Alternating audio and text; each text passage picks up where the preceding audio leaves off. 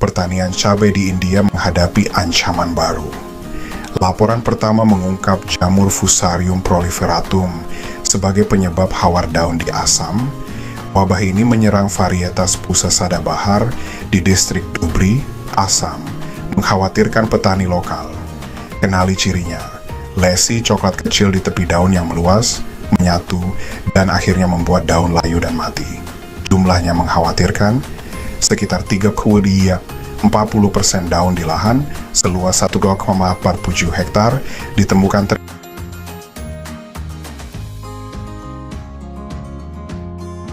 terinfeksi. Melalui identifikasi molekuler dan analisis GN, patogen ini dikonfirmasi sebagai Fusarium proliferatum. Dengan konfirmasi postulat Koch, terlihat jelas bahwa jamur ini memang menyebabkan penyakit serupa pada tanaman sehat.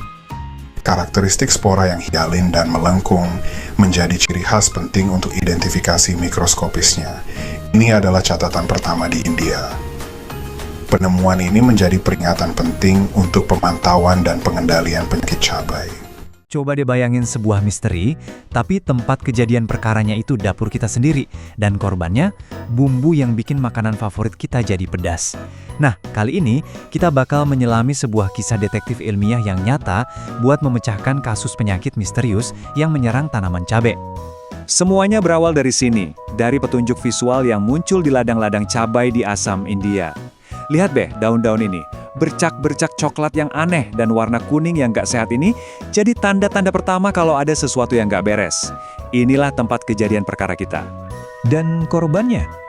Tanaman yang kita semua kenal betul, cabai. Tanaman ini penting banget loh dibudidayakan di seluruh dunia karena rasa pedasnya yang khas dan juga nutrisinya yang kaya. Jadi kalau ada ancaman buat cabai, itu artinya ancaman juga buat dapur kita dan tentunya para petani. Terus separah apa sih masalahnya? Coba bayangin ya, jalan di ladang terus ngelihat hampir setengah dari setiap tanaman itu sakit.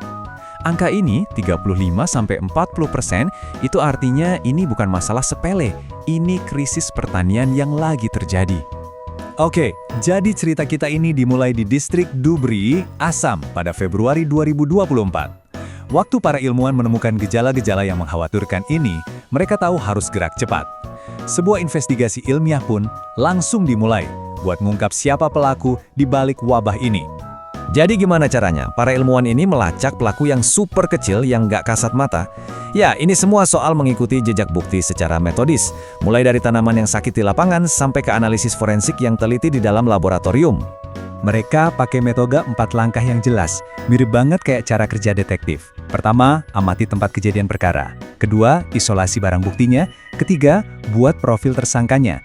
Dan yang terakhir, rekonstruksi kejahatannya buat memastikan semua temuan mereka benar. Langkah pertama yang paling krusial, mengamankan barang bukti. Para peneliti ini udah kayak tim forensik, dengan sangat hati-hati, ngumpulin sampel daun yang sakit dari varietas cabai khusus yang namanya Pusa Sadabahar. Setiap daun yang terinfeksi itu petunjuk penting yang bisa memecahkan seluruh kasus. Nah, setelah barang buktinya terkumpul, saatnya bikin profil si pelaku. Buat mengidentifikasi penjahat yang nggak kelihatan ini, para ilmuwan pakai 2 pendekatan sekaligus. Ibaratnya kayak ngegabungin kesaksian saksi mata dengan analisis DNA, biar kasusnya jadi kuat banget. Teknik identifikasi yang pertama itu namanya analisis morfologi. Gampangnya, anggap aja ini kayak bikin sketsa wajah tersangka. Para ilmuwan ngamatin ciri-ciri fisik jamurnya, mulai dari bentuk, ukuran, sampai cara tumbuhnya di cawan Petri buat nyari petunjuk visual tentang identitasnya. Dan gambar-gambar ini nunjukin persis apa yang mereka lihat. Kita bisa amati gimana koloni jamurnya tumbuh, penampilan kasat matanya. Terus, kalau di zoom pakai mikroskop, kita bisa periksa spora-sporanya satu persatu. Setiap detail, dari warna koloni sampai bentuk spora, itu adalah petunjuk. Para peneliti ini detail banget loh nyatet pengamatan mereka. Kutipan dari catatan mereka ini seolah-olah menghidupkan prosesnya. Koloninya tampak keputihan hingga merah muda. Sporanya ramping dan melengkung. Deskripsi ini tuh kayak sidik jari visual yang menunjuk ke keluarga jamur tertentu.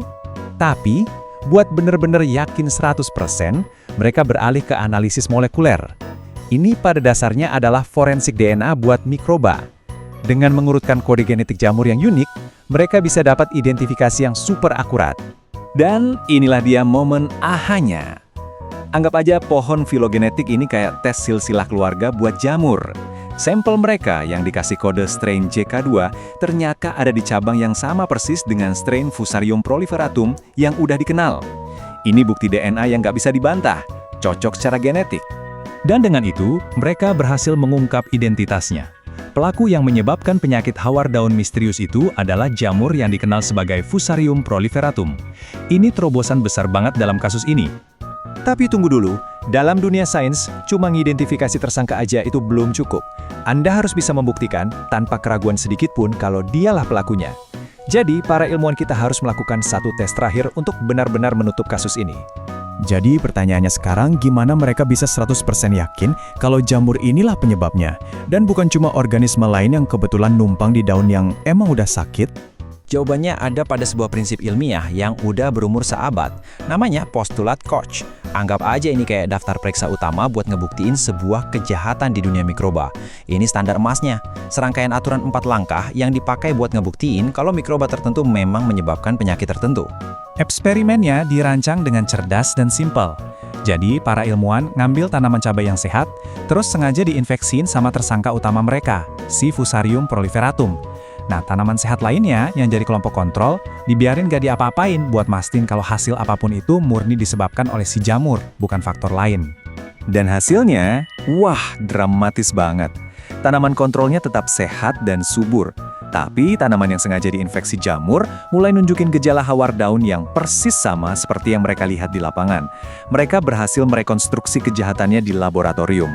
Dan sebagai langkah pamungkas untuk menutup kasus ini, mereka mengisolasi lagi jamur dari tanaman yang baru sakit itu. Dan tentu saja, jamur yang ditemukan adalah Fusarium proliferatum yang sama. Bukti tak terbantahkan. Kasus ditutup. Oke, jadi setelah semua kerja detektif yang teliti ini, apa kesimpulan akhirnya? Dan kenapa penemuan ini penting banget? Putusannya jelas dan sangat signifikan. Ini adalah laporan resmi pertama kalinya dalam catatan ilmiah bahwa Fusarium proliferatum secara resmi dilaporkan menyebabkan penyakit hawar daun pada tanaman cabai di India. Jadi kenapa sih satu jamur pada satu tanaman di satu negara itu penting buat kita semua? Karena penemuan ini berfungsi kayak sistem peringatan dini buat para petani, jadi mereka punya kesempatan buat melawan. Ini juga memicu pengembangan strategi baru buat melindungi tanaman. Ini mengisi bagian penting dari peta penyakit tanaman global kita. Dan yang terpenting, setiap penemuan kayak gini adalah satu langkah maju dalam menjaga pasokan makanan kita tetap aman dan melimpah. Ini akhirnya ninggalin kita sebuah pemikiran. Sekarang setelah satu pelaku ini terungkap, kira-kira ada berapa banyak lagi ya misteri pertanian di luar sana yang menunggu untuk dipecahkan oleh para detektif ilmiah di seluruh dunia? Perlindungan pasokan makanan kita, dari ladang sampai ke piring kita, adalah sebuah pencarian yang sepertinya nggak akan pernah ada habisnya.